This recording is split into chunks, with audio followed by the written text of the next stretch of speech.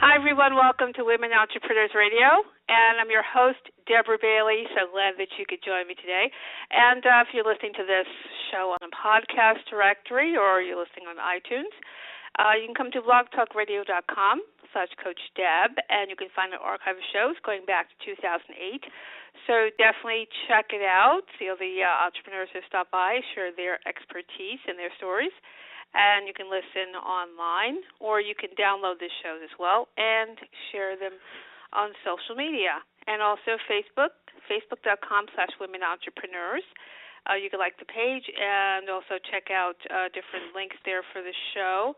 And also, if you have any questions or anything, that's a good place for you to post them. The blog, womenentrepreneursecrets.blogspot.com. It also has bios of the show guests. It has different posts of interest to women entrepreneurs. And if you're interested in posting something there, if an article, a reprint are accepted, then you can find a button there to contact us and send a query. And you'll receive guidelines for posting on the blog, also opportunities for ads and sponsoring. And also, if you're interested in being on the show, that's another place that you can send a query, and you'll receive guidelines for the show as well. As I mentioned, the show's also on iTunes. Now some selected shows are out there, so just go to iTunes and do a search, Women Entrepreneurs Radio, and you can subscribe there and download them to your device. Also, my website, DeborahABailey.com, DeborahABailey.com, finally, is my one site to rule them all. So you can go there and you can find different things I'm into and books and whatnot that I'm doing. So I'm just saying everyone there from now on instead of listing the hundreds of websites I used to. So I think you will find that an improvement. So we're going to get started with my guest, and that's Rob Basso, and he's a serial entrepreneur, small business advocate, published author, and media personality.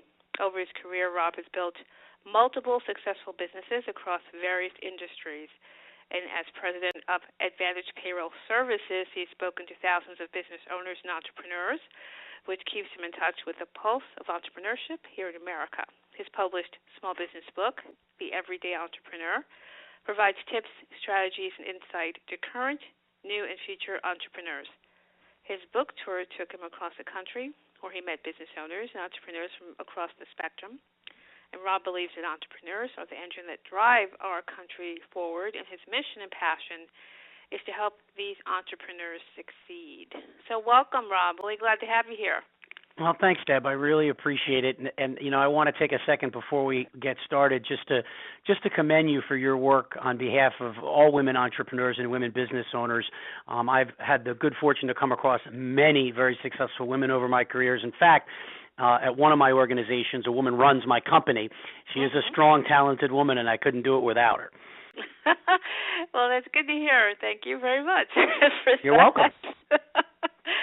Actually, yeah, I started this because I wanted to meet some other women entrepreneurs because I wasn't meeting them. Like I was in an organization and just kind of meeting a few, but I just knew there were more out here, and I think I was just on the cusp of when entrepreneurship became a big thing. So I've just kept going, and it's been exciting just to hear everyone's stories. I always learn a lot when I have one of these conversations. So really glad to have you here to share your story. So speaking of that, if you could let everybody know, how did you get started as a business owner?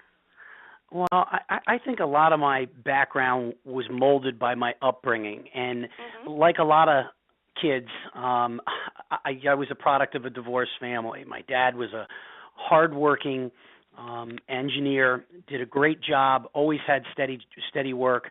And my mom had the entrepreneurial bent, and after they got divorced, she must have tried 10 different businesses to get going. Well, unfortunately, it didn't work out so well for her. But what I did was I took the best of my dad's stick-to-itiveness and what my mom's entrepreneurial bent was when I went out on my own. And my journey really started when I was in college. I had my first ice cream truck route. The year before I graduated college, I rented ice cream trucks and had other kids out driving the trucks and routes. And it was my first real taste of having to deal with money and understanding, your fuel costs and the product cost and your markup. And it was really a great, way to get started in a very simple way into the business world. But I was actually a history education major, and I had no plans of being an entrepreneur. I was going to be a social studies teacher, and I was working in a deli in an office building the year after I graduated college, and I couldn't find a teaching job. So I wrapped my resume in all the sandwiches at the deli. And I could still picture them today, Deb, pushing the mustard aside. But I got 5 job interviews, and I got multiple job offers. And one of those jobs, and everybody says, "Oh, wow, that's such an entrepreneurial thing to do." I didn't know what I was doing at the time. I just knew I needed a job. Right, exactly. So I think creativity is a big part of being an entrepreneur. But I got offered a position, and then 2 weeks later they said they disoffered me the position because they had budget cuts. I was embarrassed back working in the deli.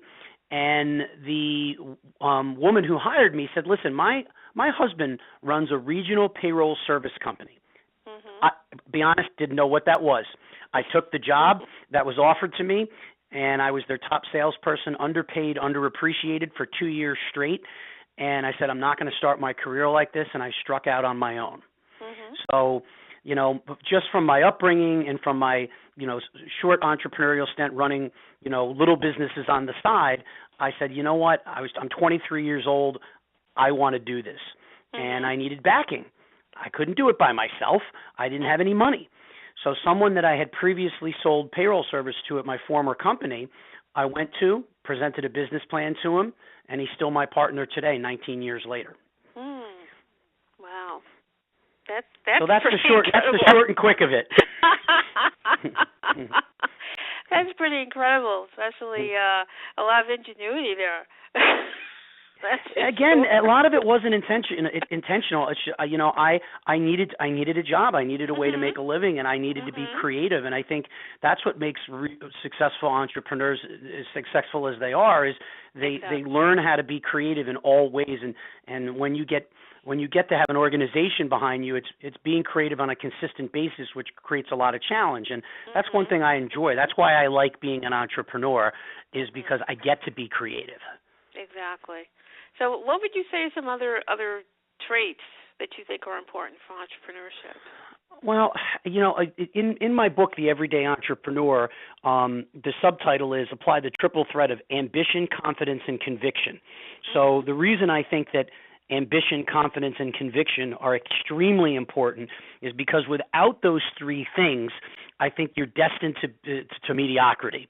And that doesn't mean that you have to be a gregarious, outgoing person like probably you or I are. There are plenty of successful entrepreneurs that are a little more introverted, but don't take their introvert behavior as not necessarily ambitious. They're just ambitious in a different way. And every personality can be an entrepreneur. It's just you also have to be willing to take that risk. And to be an entrepreneur, you have to take a financial risk, not just a risk and, I hope this business starts. You have to take a financial risk, and you have to realize that that's the case. And I think a lot of people don't realize that it is a big thing that they're undertaking, and they have to be mentally, physically, and fiscally prepared for it. Right.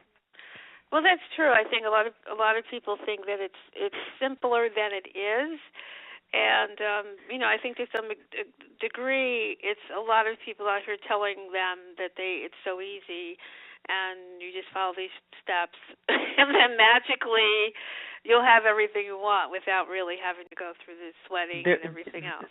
There are no rules per se, and there are guidelines you should take. But if you find the steps, you let me know what those steps are, because any business I've ever started, I fell down half the steps before I was able to climb the stairs. Right.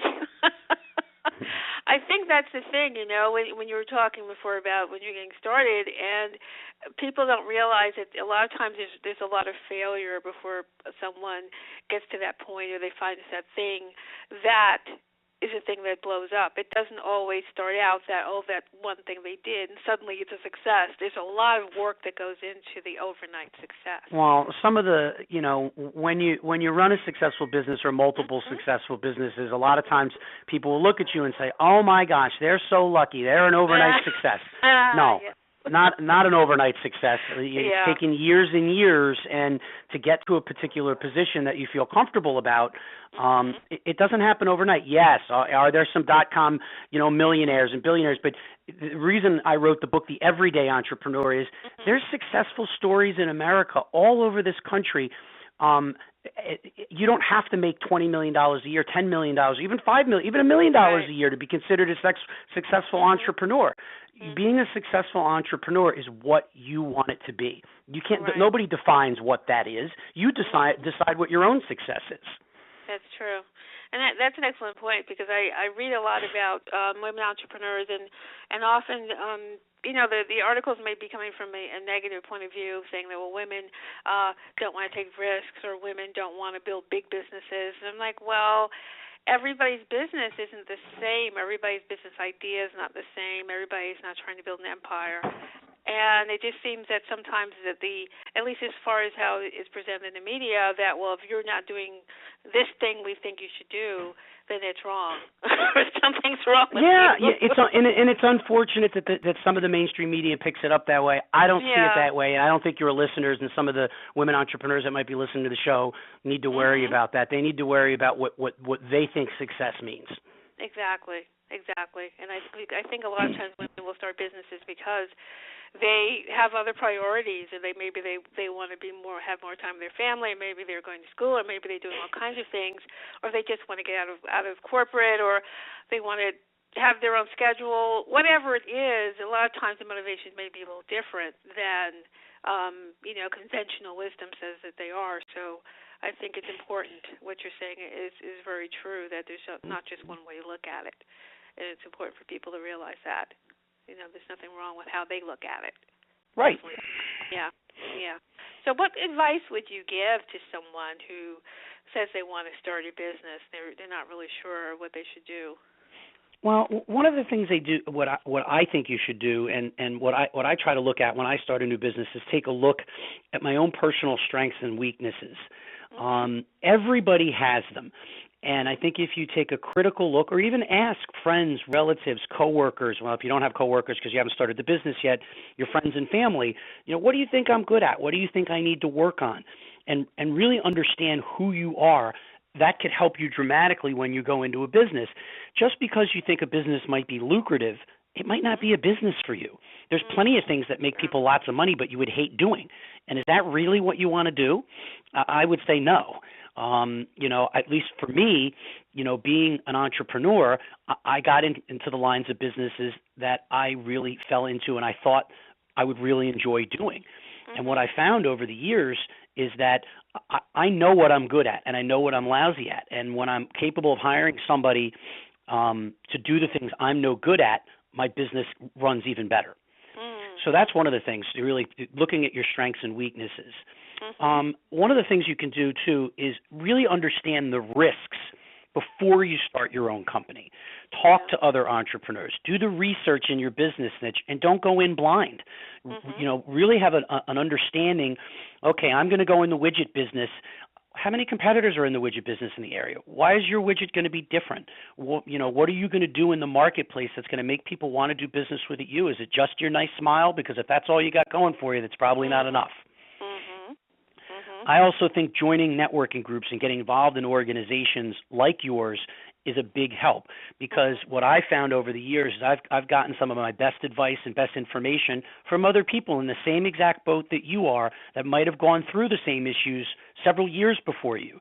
So before you even start a business, start joining some business groups in your local area and let them know, hey, I'm thinking about doing something like this. What do you think about the market for it? People tend to be very honest and be like, that's great. I think it's great. I can't find a good service provider that does that, and get some anecdotal information about the marketplace you do business in. Once you get a business and you start, I can't stress enough how important it is to hire the right people. Just because someone's going to work for the right price doesn't mean that they're the right fit. It might end up costing you more money down the road. Exactly. But that backtracks to being well-funded. Don't start a business unless you realize you have the capital resources that you need to start the business. I'm not saying, you shouldn't be a bootstrapper. Believe me, I was. We was a very low budget to start my business. Some of my businesses, it was out of necessity. But you can't forego doing the math to make sure that you understand what you're getting yourself into. Right. And I guess the last piece of advice I would say is branding. Mold your personal brand. Who are you? What do you stand for? And what does your company stand for? If you can be out in the marketplace and everybody knows, Deb is the person that does this, you're way ahead of the game, because what I've noticed over my career, and I've worked very hard at building my personal brand. My company is important, but my personal attributes basically have guided the company to become what it's become. Certainly, I had help, and I had great staff, and I had employees. Nobody does it single-handedly, but putting your own brand stamp on it allows you to get involved in other things, and people say, this person's a top-line professional. They run this type of organization. You know what? If they got involved in a different type of business, I'd still like to do business with them. I'd like to do business with them because they're known as a good professional in the marketplace. And that marketplace could be a 10-block radius. It could be a statewide. It could be nationwide. It could be worldwide. It depends on your aspirations. Exactly. That's true. So those are a few things that I think aspiring entrepreneurs can do. Well, those are very important points, and I think it's really something that people can digest and get their hands around. It's not something that they'd be scratching their head like, what does that mean? Because I think some of the business books that I had probably read beforehand, a lot of times it was really hard to get the context, because if you're coming especially from being an employee, and I was in corporate, it's hard to go, well, how does that relate to what, to being a business owner, or you have an idea of business ownership based on the corporate model, not based on a small business model. So I think one of the things now that's really good is people are able to just break it down and say, okay, these are the things that are important, and they're better information out here, written by people like yourself that are really telling people, this is what I've done, and these are the important points. And it's more understandable, I think, for the average person who wants to do this. It may be less intimidating as well, I hope, because I think it could be very intimidating if you are not coming from this background. Do you hear that? I would say that stops people from doing it, because it definitely is intimidating. Yeah. And one of the women that I interviewed from my book, her name is Selena Coufet, and she worked from a big, huge corporation, and she struck out on her own, and she had some major bumps along the way, and she had misstarts, and she had failures, and she turned it around, and it turned out great for her. But it's not like stepping off a curb; it's like stepping off a cliff. You're really stepping into the unknown, even with all the planning that you do, and you have to have the stomach for that. A lot of people don't. Not everybody can be an entrepreneur, Deb. That's really what it comes down to. That's true. That's very true. I think a lot of people don't realize that until they jump out there. Until it's too late and they spent the family fortune. You're right. I know. I've seen it. I've seen it. They borrowed from Aunt Betty, and Aunt Betty has to move out of the home now. So yes, some of the stories that you hear are pretty awful, because people just are, I'm going to put money into this thing, and they don't know what they're getting into, and it can be pretty horrific, I think, if you make too many of the wrong decisions. And don't get me wrong, Deb, even when you think you know what you're doing, I've lost money in deals have bombed that I've worked on and worked on hard. It is very hard to make a successful enterprise, and not everything you do. I honestly don't know anybody that everything they touch is turned to gold. Most of the time, people don't talk about their failures in public. Right. I have no problem talking about it, because that's the only way I've gotten any better at anything. Exactly. Yeah, I'm glad you made that point, because there's a lot of people who, if I get a lot of different newsletters and things, and people are always talking about how wonderful everything is, and they're this and they're that, but they rarely will say this particular thing didn't work, that thing didn't work. Deb, I would do an hour-long talk on the things that I've done wrong, And let me tell you, when you get up there and you lay yourself bare like that, people also are very endeared to you because they're like, wow, I can't believe this person is actually telling me the mistakes that they've made. But here's the thing. If people are truthful, they've made the same mistakes that I have, and they, they like to hear that other people have struggled the same way and that it's not easy. Exactly. So, and I'm sure you've made your share of mistakes. It's not all roses and roses and chocolate. Chocolate. There you go. That's what I was looking for. It's Valentine's Day coming up, so.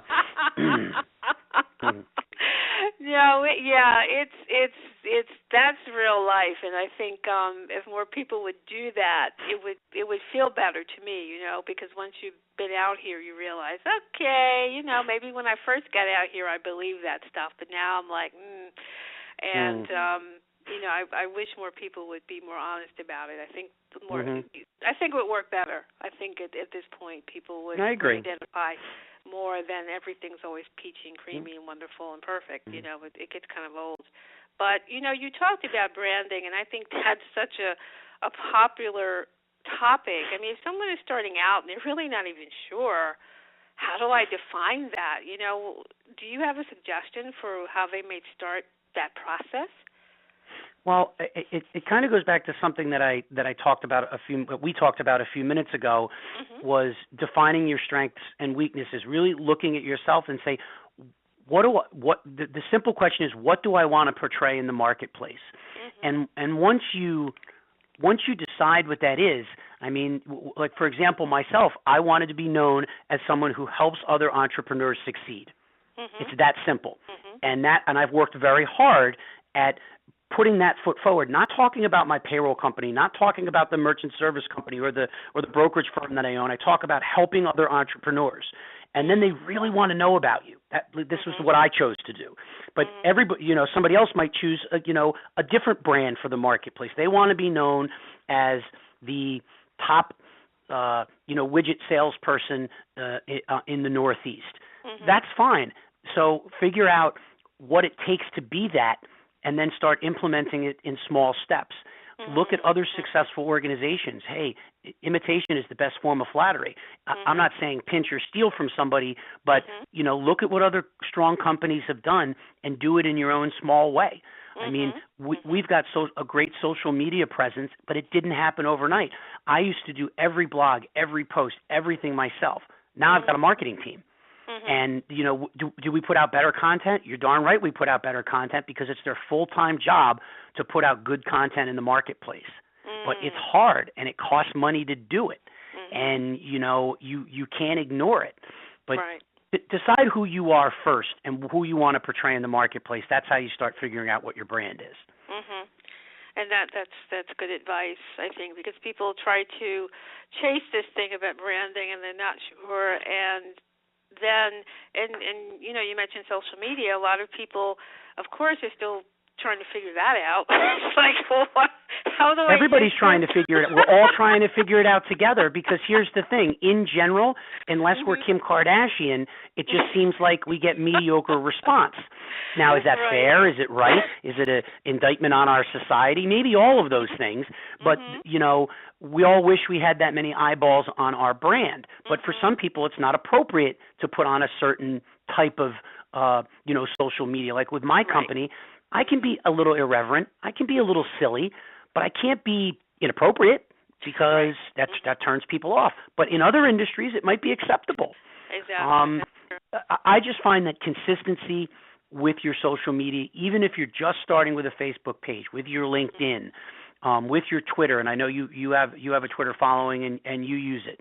So if you're just consistent about it and you put out a good, consistent message, you'll start to get more eyeballs. Maybe you won't get 1 million people. Maybe you won't get 100,000 people.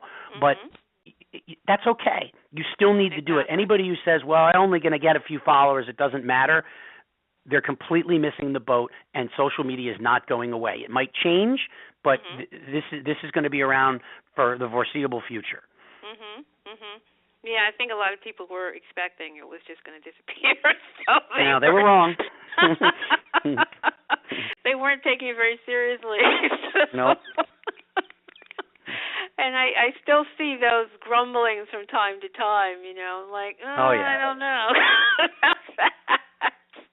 I don't know if you could say that, but Hmm. I think people are still trying to get a handle on it, and maybe because of that, some people are just ready to say, well, I'll just dismiss it because I can't really define it in the way I want to, and it's kind of a moving target. It really continues to evolve. So I think that's the thing that makes a lot of people uncomfortable because Yes, it's it does. something new, and they can't really control it maybe the way that they would like or that they're used to from other mediums. So it's pretty interesting. I think it's important for people to present themselves in a certain way. And as you said, that's very true because everybody doesn't really do it very well, and they don't think about how they're coming across. And it all matters because none of that stuff really disappears even if you delete it.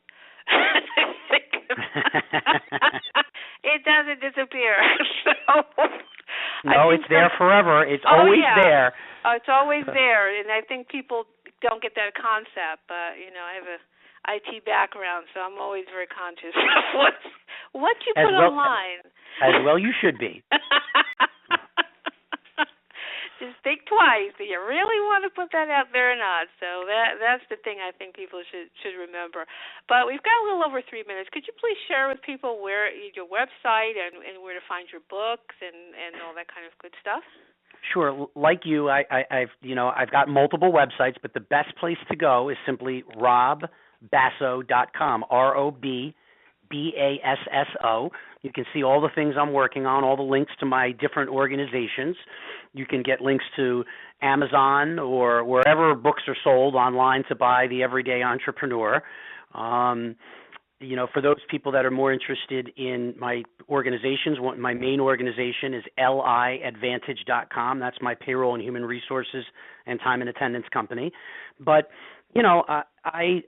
for me, it's about having people have an experience when they do business with me, regardless of the entity that they're working with, and feeling like the business really is looking out for their best interest. And I think that's part of the reason why we've had such a good run the last 19 years, and hopefully the next 19 years to come. But the big thing is working at it every day. You can never really be satisfied and sit on your laurels and say, oh, it's great, I don't have to work hard anymore. I don't believe that, and especially today's environment. That's an excellent point. What do you see, I guess, coming up regarding business owners and entrepreneurship? Do you see it continuing to grow? The answer is yes, but here's the caveat to that. We do have a challenge.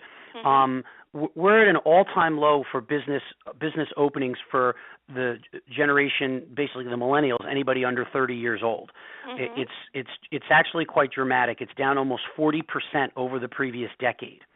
And that's scary, and I think the country needs to get to the bottom of why this particular generation doesn't appear to be so entrepreneurial. Is it because of the recession we had? Is it because they're scared to go out on their own? Is it because they care about their free time more than their career? We don't know for certain, and I think until we figure it out as a country and start to foster it in this particular generation, I think, it will be challenging for entrepreneurs. But the entrepreneurial spirit is not dead. It's well alive here in America, and I see it at the events that I go to. I see it with the people that I communicate with, and I'm very optimistic, especially about the next year to come when it comes to entrepreneurism, and especially with women entrepreneurs, because women entrepreneurs are up from 8.6 million women-owned businesses in 2013 to 9.1 million in 2014. More women-owned businesses than they did just the previous year ago. That's a good sign. It certainly is. Yeah, it's continued to grow and explode and just be really exciting, and it's really great to see. I think, as I said, compared to a few years ago, where it just seemed like a few people were talking about it, and then suddenly it just became the thing. So I would be excited to see that to continue. I think that's so important. And maybe, as more women do that, maybe that will also be something for their children, their families to see and get involved in. And maybe that's the answer to really getting, more younger entrepreneurs involved in business and growing. You could be right. Yeah, you never know.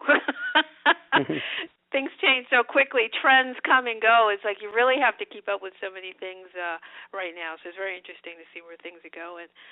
But the time has gone by so quickly. What a fantastic conversation, Rob. I'm so glad that you joined me today. This has really been a really great discussion.